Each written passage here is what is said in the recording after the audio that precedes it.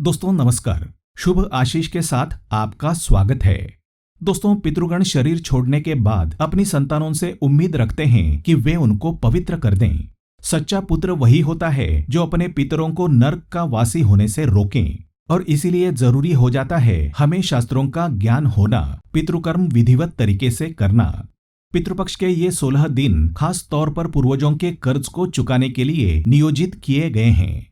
इस दौरान पितरों की आत्मा की शांति के लिए पिंडदान, तर्पण, ब्राह्मण भोजन और दान आदि कर्म किए जाते हैं। जितना जरूरी पिंडदान और तर्पण होता है, उतना ही महत्वपूर्ण होता है इस दिन बनने वाला भोजन। उसी का भोग पितरों को लगाया जाता है। वही भोजन गाय, कौवे और कुत्ते को दिया जाता है और उसी से ब्राह्मण भोज कराया जाता है। उसी के द्वारा पितरों को संतुष्ट किया जाता है। इस भोजन में कुछ चीजों को वर्जित बताया गया है। हम बताएंगे वो कौन सी चीजें हैं जिनको इस भोजन में शामिल नहीं किया जाना चाहिए। तो किन चीजों को शामिल करें, ब्राह्मण भोजन में किन बातों का विशेष ध्यान रखें, और खास बात कि अगर पितृपक्ष के दौरान अगर आप ये सब्जियां बनाते हैं और उनका सेवन करते हैं तो नाराज पितर भी खुश हो जाते हैं।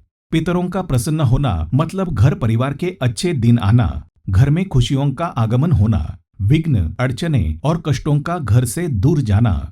तो इस बात को बिल्कुल नजरअंदाज ना करें।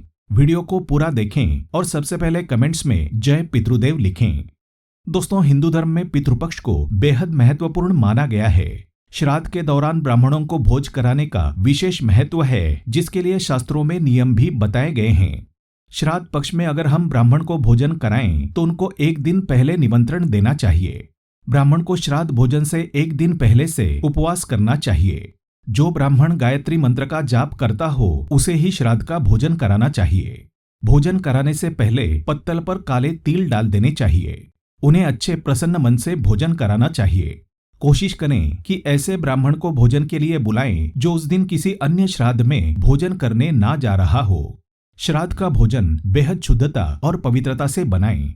इस दिन वे चीजें प्रमुखता से बनाएं जो दिवंगत व्यक्ति को बहुत पसंद थीं। पितरों की रुचि के अनुसार भोजन बनाकर ब्राह्मण को खिलाने से पितरों की आत्मा तृप्त होती है। भोजन बनाने से पहले अपने घर को, खासकर रसोई को अच्छी तरह से साफ कर लें।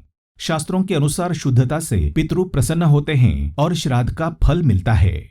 और खास बात, स्नान करने के बाद ही भोजन बनाएं। दोस्तों, श्राद्ध के दौरान घर में सात्विक भोजन ही बनाएं।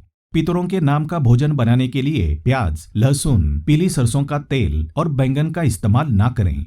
इसके अलावा भोजन में इस्तेमाल होने वाले दूध और दही गाय के ही होने चाहिए। भोजन के लिए बनाया अन्न अत्यंत मधुर, भोजनकर्ता की इच्छा के अनुसार और अच्छे प्रकार से बनाया हुआ होना चाहिए। थाली में भोजन रखकर श्राद्धकर्ता को अत्यंत सुंदर और मधुर वाणी से कहना चाहिए कि हे महानुभाव, अब आप अपनी इच्छा के अनुसार भोजन करें और तृप्त हो जाएं। उसके बाद क्रोध या उतावलेपन को छोड़कर मौन रहकर उन्हें भक्तिपूर्वक भोजन परोसते रहना चाहिए। ब्राह्मणों को भी दत्त चित्त और मौन रहकर प्रसन्न मुख से सुखपूर्वक भोजन करना चाहिए। मनुस्मृति के अनुसार ब्राह्मण को चाहिए कि वो भोजन के समय आंसू ना गिराएं, गुस्सा ना करें, झूठ ना बोलें, पैर से अन्न को ना छुएं। आंसू गिराने से श्राद्ध का अन्न भूतों को, गुस्सा करने से शत्रुओं को, झूठ बोलने से कुत्तों को, पैर छुआने से राक्षसों को और उछालने से पापियों को प्राप्त होता है। वायु पुराण के अनुसार लहसुन, गाजर, प्याज और दही मिला हुआ आटा या अन्य पदार्थ जो रस और गंध से युक्त हैं, वे श्राद्ध कर्म में निषिद्ध हैं। अब जानते हैं पितृपक्ष में कौन सी सब्जियां खानी चाहिए। बताने से पहले आप सभी से निवेदन है, इस वीडियो को लाइक करें, अपने दोस्तों रिश्तेदारों से साझा करें और ऐसे ही जानकारीपूर्ण वीडियो देखने के लिए हमारे चैनल को सब्सक्राइब करके बेल आइकन प्रेस करें। तो पितृपक्ष के समय में नरम सब्जियों को खाने से परहेज किया जाता है। तो आपको पितृपक्ष में ये खास सब्जियां जैसे भिंडी, केला और कुमड़ा जरूर खानी चाहिए। इनके सेवन से पितर खुश रहते हैं। श्राद्ध भोजन में भी इन्हें शामिल करें, लेकिन इनको कम तेल में बनाएं। शास्त्रों में बताया गया है कि पितृपक्ष के समय में भिंडी का सेवन आवश्यक है। इस समय में आप भिंडी का सेवन करते हैं तो पितर प्रसन्न हो जाते हैं, अपने शुभाशीर्वाद संतानों पर बरसाते हैं। घर में खुशी, सुख, समृद्धि और बरकत लाने का ये बहुत ही उत्तम उपाय है। इसी के साथ श्राद्ध में खीर पूरी का होना भी अनिवार्य है। इस दिन जौ, मटर और सरसों का उपयोग करना भी उत्तम बताया गया है। जो भी पकवान आप बनाएं उसमें ज्यादा पकवान पितरों की पसंद के होने चाहिए। इस समय गंगाजल, दूध, शहद, कुशा और तिल का उपयोग भी जरूरी है। तिल ज्यादा होने से उस कर्म का फल अक्षय मिलता है। इस दिन पूरी, छोले या फिर कद्दू की सब्जी बना सकते हैं और मिठाई भी होनी चाहिए।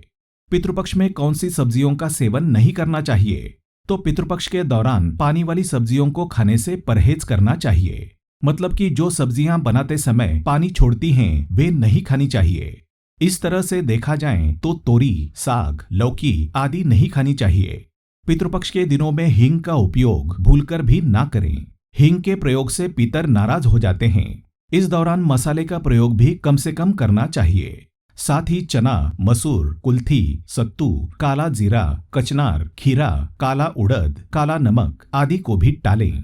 बड़ी सरसों, काले सरसों की पत्ती और बासी खराब अन्न आदि भी टालें। श्राद्ध में जब तक ब्राह्मण भोजन ना खाएं तब तक खुद भी भोजन ना करें। ब्राह्मणों को कांसे या चांदी की थाली में या फिर पत्तल में ही भोजन करवाएं। श्राद्ध कर्म के दौरान कांच और प्लास्टिक जैसी चीजों का इस्तेमाल वर्जित है।